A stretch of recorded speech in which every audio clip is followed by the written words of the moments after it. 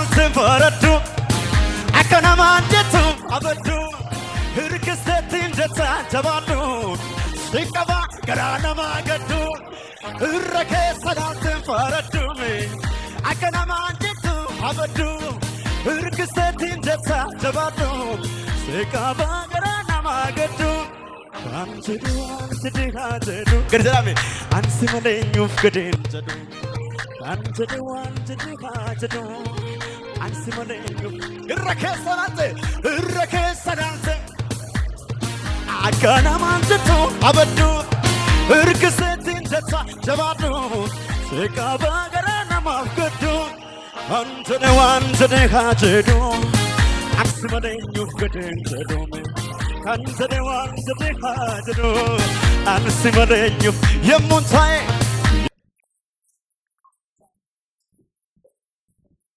Yemuntae adu gochat naf goche Yemuntae adu almat naf goche Yemuntae adu gochat naf goche Sammu ko gara Efesoon boqonnaa lakkoofsa 4 irraa kaasee nan dubbisa.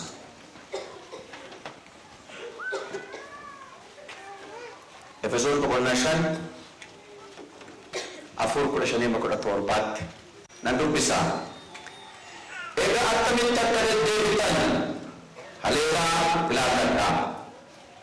Akka warra ogeessotaatti malee akka warra ogeessota hin ta'initti hin jiraatina. Guyyoonni kun guyyoota ga'ee waan ta'aniif yeroo isiniif kenname utuu hin dabarsin itti hojjedha. Kanaaf jaalalli gooftaa maal akka ta'e hubadhaa malee wallaalota hin ta'ina. Waa'ee sila ትውልድና ዘመን ወይ ደግሞ የአሁኑ ዘመን ትውልድ ይወኪል አሎተ bara amma አሎተ bara ሲአና ሰከና ዋቀለ መነገርዳሬ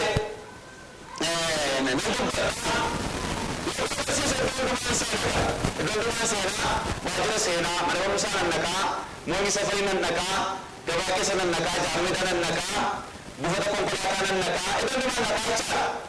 Namoonni achitti of argitan yeroo achi na deebiseera. Namoonni keessa yommuu dhufu yommuu isin tokko maal gochuun dhaqee achiira. Waaqayyo achitti iddoo hin taanetti isin hin argin iji koos iji waaqayyoos iji namootaas. Ana jedhadha. Macaafa Qulqulluu dubbatu Efesoon nan dubbises Qolaasiyaas boqonnaa 4 lakkoofsa 5 yeroo isiniif kenname otoo hin dabarsin itti hojjedha. Namoota waldaa kiristaanaa keessa hin jirre wajjin addatti jiraattan ogummaadhaan ilaalaa. Erga jedhee booda innis na dubbise Efesoon 5:10 eegaa akkamitti akka deddeebitan haleelaa ilaalladha. Akka warra ogeessotaatti malee akka warra ogeessota hin ta'in hin jiraatina. Akkamitti akka deddeebitan haleelaa ilaalladha. Akka warra ogeessotaatti malee akka warra ogeessota hin ta'in hin jiraatina. Karaa gamna irraa deemaniif karaa buna irra deemanii lamaan isaa argina.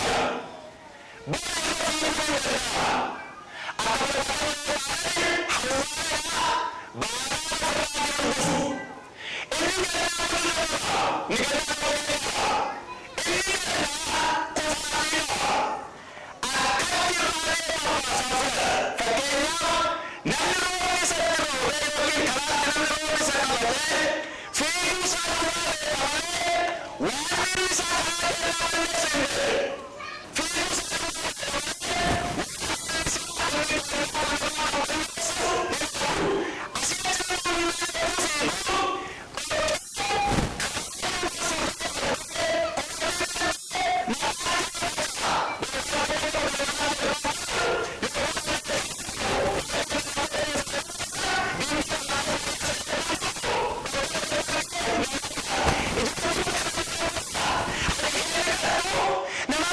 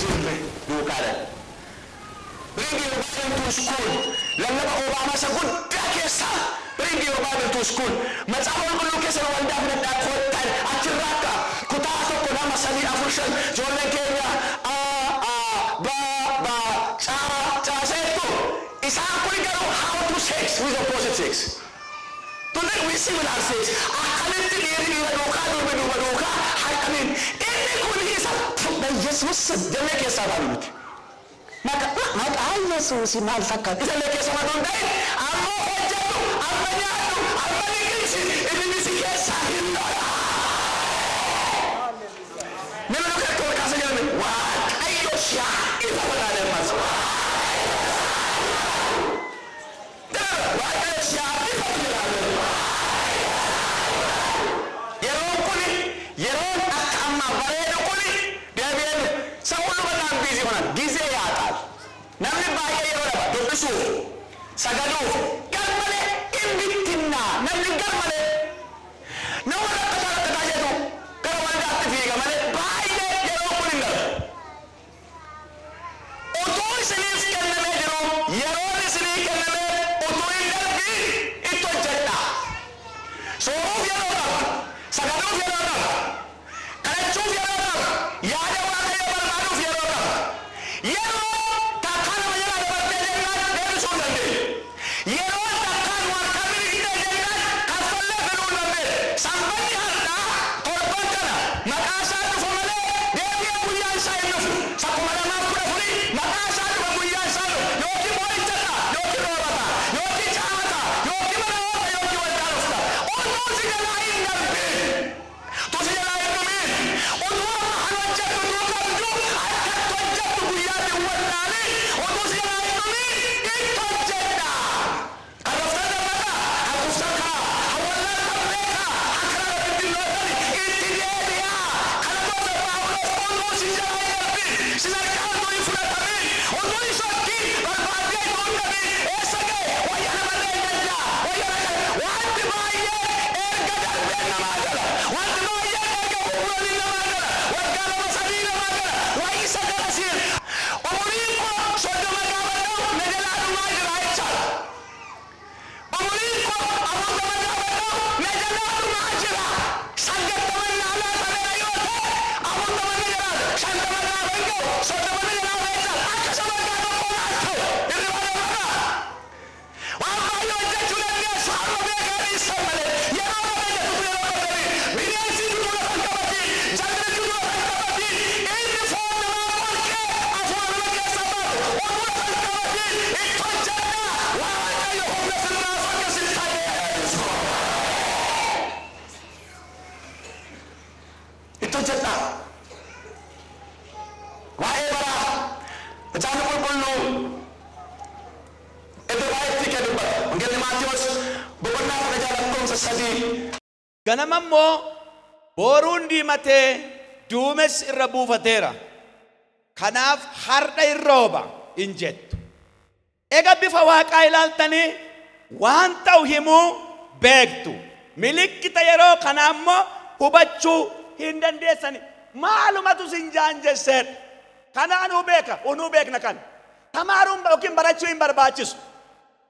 As gaaf tokko magaaluma kanatti asirraan roobni dhufe. Ilaggitti badee gaafa dhufu nafa gara manaatti hin jedhan. Maal taatee mucaa koodha jaarsi tokko rooba dhufe abbaabban asiin yoo dhufe roobu dhiisaa asiin karaa fincaa'oo dhufe malee dhan jaarsi. Inta maal? Waaqa ilaaltani maaltu akka ta'uuf ka'e beektu jedheemi. Ani maaliif akkan dhufe maaf sin jalaa bada? Inni booruu maaf sin jalaa bada? Yoo duumessaa'e warra keenya galaa gaafadha warra keessan warra arrii qabu warra gola limseeru ol jedhanii urjii ilaalu 8 taatee deemti 12 taatee deemti 6 taatee deemti beeku birraan barana hin dheerata birraan dafee dhufa barana midhaan xuruudha midhaan hin jiru barana utuu lafan buusin beeku jaa ilaalanii gara duumessaa ilaalanii qixxalamaan gara waaqaratti yoo walitti qabame birraan akkam akka ta'u handaarratti yoo walitti qabame birraan akkam akka ta'u roobni yoom akka deebi'u beeku akkamitti akka deemtan eessa akka ooltan yaa miila kanaa achi na fuutee hin deemin as malee yaa arraba kanaa isa akkasiin dubbatin isa akkasii malee yaa ija kanaa isa akkasiin ilaali of bituu siniif haalaatu waaqayyo. Shelafanta diyaaka ol kaasaa kee maal toora diyaaka. Guddisiin dhume of bituu naa kenne dhibeeyyeetu. Lakkin deemtuu kan jedhu, lakkin gootuu kan jedhu, lakkin ilaaltuu kan jedhu maaliif maal akka gootan akeekkadha, maal akka hojjetan akeekkadha, maal akka dubbatan akeekkadha. Wal makuu hin dandeenyu, wajjin baanee galuu akka garaa keenya hin dandeenyu. Waaqayyo kan isaa hin beeka. Waaqayyo na beekaa guddisiitu.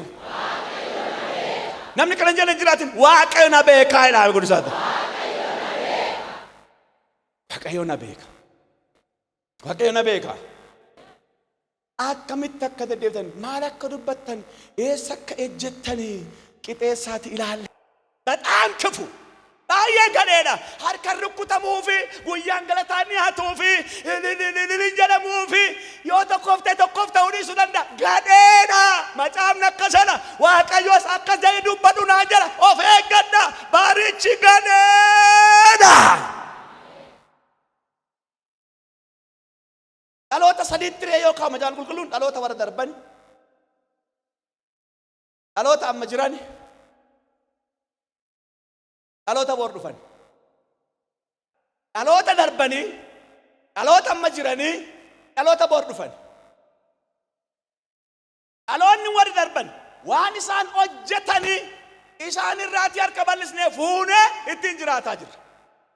gaarii isaa fudhachuus gadhee isaa fudhachuus filannoon harka kee jira.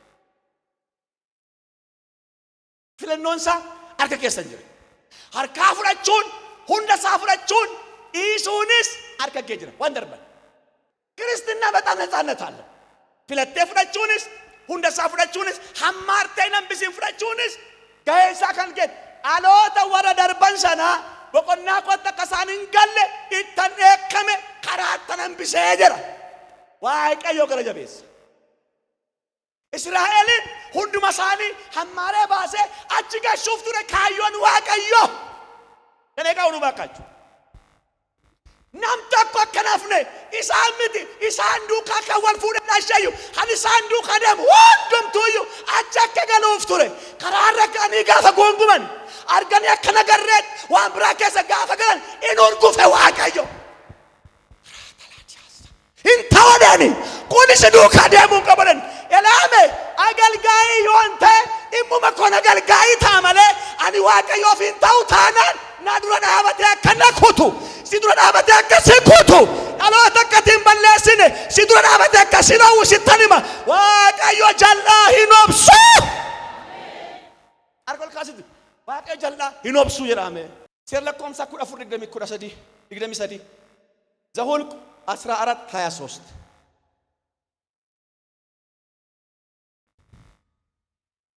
faarfannaa daawit 95:11 ni lammaffaa dhaloota amma jiru dhaloota amma jiru አሁን ያለው ትውልድ amma duumessaayira maal ta'uu fida roobuu fida jechuun isa fuula keessan dura jiru arguu maaltu sin jaamse akka sinin beekne maalumatu isin godhe. guyyaatti guyyaan akka inni ulfaatu guyyaatti guyyaan akka inni fokkisu guyyaatti guyyaan akka inni bitaa nama galu manaa hin bayin akka inni nama jedhu maaf sin jalaa bade. kana waaqayyo waggaa tokko dura iyyaa ture. manaan bayin an nama jedhu barbara nama hunduma ganaa yoo margitaniiti. sadaffaan dhaloota warra dhufan dhaloonni inni dhufu kuni isa anamma hojjetaa jiru kana isa nyaata. achim ka samaa yaar ka midraa ibaqil samma ta'aa jiru kana isa amma jinama argaa jiru kana isa amma lafarratti ta'aa jiru kana jal'ina rakkina xuraawummaa haxxummaa amma lafarratti ta'aa jiru kana harka isaa bal'isee isa fudhata. generation gap yookiin addadummaa dhalootaa warri kaan waggaa 30 warri kaan waggaa 20 han waggaa 20 dura amma hin jiru. isa booru isa anamma ure isa nama sirreesse isa nama karaa baase isa na deema dhufee namni isa laanna dhalootaaf beekaa isin jallina yoo ta'es isa laanna gaarii yoo ta'es isa laanna barataan akka abbaa akka barsi akka warri guddisan utuu hin ta'in akka barsiisan mana barumsaatti barsiise isa amma sillaattan kanana fidee dhufa namni soba sin namatti sobdan gaarii sin namaa ooltan haxxummaa sin namatti ooltan boolla sin namaa qottan isa nuti amma goone kana inni dhufu fudhata dhaloonni. kanaaf waaqayyo jal'aas hin kuta jallinas hin kuta. dhaggeeffadhaa waan dhedheekam guddaa natti mera waaqayyo jal'aas nan kuta jallinas nan kuta. mee guddisaat ammas ciiti maqaa yesuusin jedha. giddisaa lafan qabatiin amen. jal'aasin kutaa waaqayyo jal'ina sin kuta.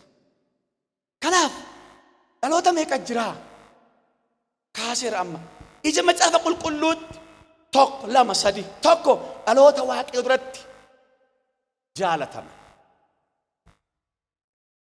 lama dhaloota waaqayyo duratti jibbaman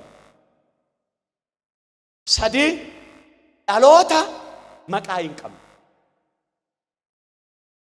Dhaloota maqaa hin qabne. Tawallade noore moota. Tawallade noore moota. Tawallade noore moote. Dhalate dhalche jiraate du'e. Dhalate dhalche jiraate du'e. Nyaate qartam godhe. Oomatoo hin kaayin. Dhaloota maqaa hin qabne. አንድ ነገር ለመስራት እግዚአብሔር ልብ ይስጣችሁ። hojjechuuf waaqayyo isin haa kaasu. Mee jedhame dhaloonni kun utuu gattaa'ee yaade waan addunyaa hin hojjeta. Utuu gattaa'ee yaade itti argaadhuma isaa dhukkuba qoricha hin qabne biyya qabate gattaa'ee yaaduu hin danda'u. Utuu gattaa'ee yaade waan baay'ee hojjeta. Barattoonni ji'a 2 yookiin 3 boqonnaa guddaa qabu. Utuu gattaa'anii yaadani isgoon isaan uuman han isaan hojjetan. Garuu maal godhare surreen gadi siqaa achi immoo ol siqaa hin rakkate wayyaan ana nyaatu gooftaa. Asii addana kana gaa asii immoo addana jira. Beles isma gochaa hin gubate garaachis inuma jooru. Ganda kaakayyuu konnaqa. Ganda daadaa konnaqa. Ganda du'aan isaanii boorrajjiin isaanii nama sirriitti ciisee ka'ee fakkaatu manni barumsaa bara maala nuuni qotaan turee nuuni hordamuu hin qabanne. Dhaloota maqaa hin qabu. Dhaloota Waaqayyo duratti jibbaman tokko dhaloota Waaqayyo hin jaalan. Boorus dhaloota Waaqayyo wajjin waliin gal. Namnis kan isaan hin jaalan.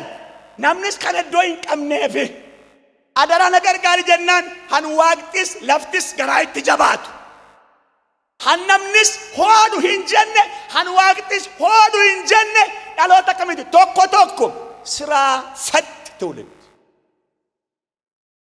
Dhaloota hojii hiiktota. Hojii hin qabu hojii dhabeessa tokkooti amma 10 abbaa barsiisa. Gaafa tokkooti amma 10 baratu yaa dargaggoota qixee sana dhaggeeffadhaa. Tokkooti amma 10 gaafa baratu eessumayyuu teessanii kan dhaggeeffattani gurra keessan naa kennaa. Tokkooti amma 10 abbaaf haadharratti of gatee barata. Akka yuunivarsiitii galu kutaa 10 gaafa ga'u duwwaa kadhachiifata. Kutaa 10 gaafa ga'an duwwaa yookiin 12 gaafa ga'an duwwaa waangeelaawii iddoo kana nuu kadhattanii maatirikii qoramne akka yuunivarsiitii galtu jalqabuma hin beektu taanaan ati qabaniiti isin hiine malee maraatteetta. Amaanu'eel isin geessine malee dhuguma sammuutti hin jirtu. Carraan keenya hin narraa dingatuma waaqarraa dubbi nu irratti hin ta'in eessa akkan ga'u dursee hin beeka. Dursee eddee dubbiin naa galee ijoollee ta'ee baradhee kutaa 2 3 4 5 eddoon ga'e isa nama hojjedhura dhaabadhee eessa akkan ga'u beeka. Dhugaa qabda tokkotti sinatta kutaa 2tti sinatta 3tti sinatta 6 amma siif buddeenni baare yoo buddeenni siif bee cubbuudha. Garri guddaan kan duraa hin caccabe kunoo har'a garri guddaan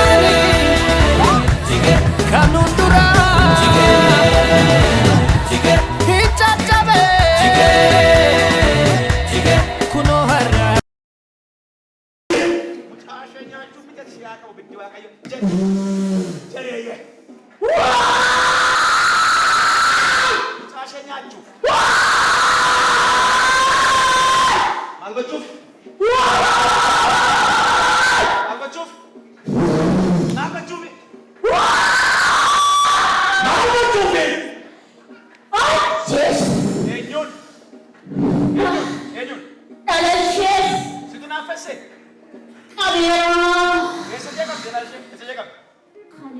Mucaa ishee kalee qabdee? Ishee hoo? Ishee mataa qabdee? Ati maal? Ati maal? Sagalee guddaatiin mucaa kana lafa gubbaa kaasee ishee irraa kan sagalee ol kaasii keessa iyyi duubaan kun si ala. Si ala jedhu si ala. Fakka. Yaa ifatu waaqayyo. Mucaan ishee paralaayizii taatee harki miilli socho'u yabbuu dhufte. Fili mucaa kana. Fatu fatu mucaa kana. Fuudhi baadhu. Humna du'aa kan Yesuus Kiristoosin sii kenna. Baadoli abban. Indeen di ture. Ingo gobse. Natti ha? Luka ishee tokko goggogee. Dhaabachis laa. Dhaabachis. Luchuko. Neela. Kottu na wajjin. Yesuus gooftaa. Maqaa kan Waaqayyo hiikaa jedhame. Shaana masomba.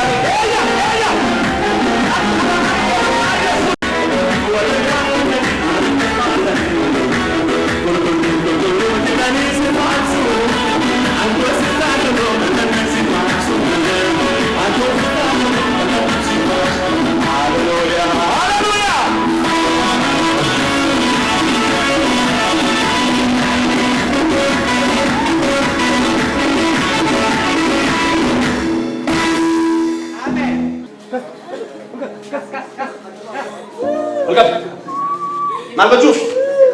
Walqabe fuula ishee. Fuula ishee na ilaali. Na ilaali. Ija kana irraa bukkisi na ilaali. Na ilaali. Eessaa dhufte? Eessaa dhufte? Eessaa dhufte? Maal jalaa balleessite? Maal balleessite jalaa? Maal balleessite? Na ilaali keessa. Na ilaali. Na ilaali. Na ilaali keessa. Maal balleessite jalaa? Maal balleessite? Ambrao. Dubara frente. Ya. Ati maal? Degamti. Mee kasih. Amma kasih. Fayyaa bultii ishee. Sammuu ishee. Na ilaali. Jireenya ishee. Hundumaa. Gadhiisee sokka. Gadhiisee sokka. Sagalee ol. Asiin si kasanii iyyiku. Jai kunis. Jai.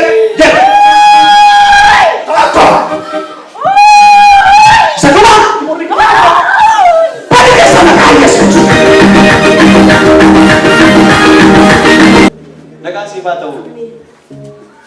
Neela lafa leetti. Neela. Si lukkuma ture. Eessatti?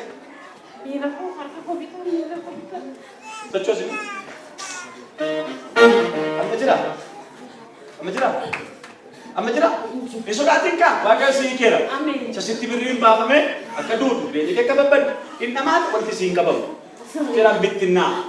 Akka keetti hojjetamee waan cabbatamee barakee qorichi waan tuqeefi waan hojjetu nuti jiraan babbadu. Kunis ani kameeraa deemu. Ani kameera. Oomisha kana. Ani koyuun madaa. Ani koyuun madaa lafa ta'e. Fidi. Argee tushameera. Maqaa kan Yesuus Kiristoos nama akka isinii keera. Yesuus.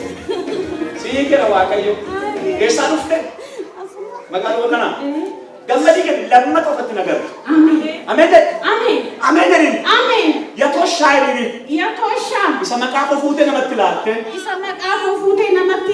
Hojiin harka koo walitti akka hin qabanne. Anis akka nukkubsadhu. Inni na goote. Waaqayyo har'a mataa kee na dhaabeera. Nagaan ta'e.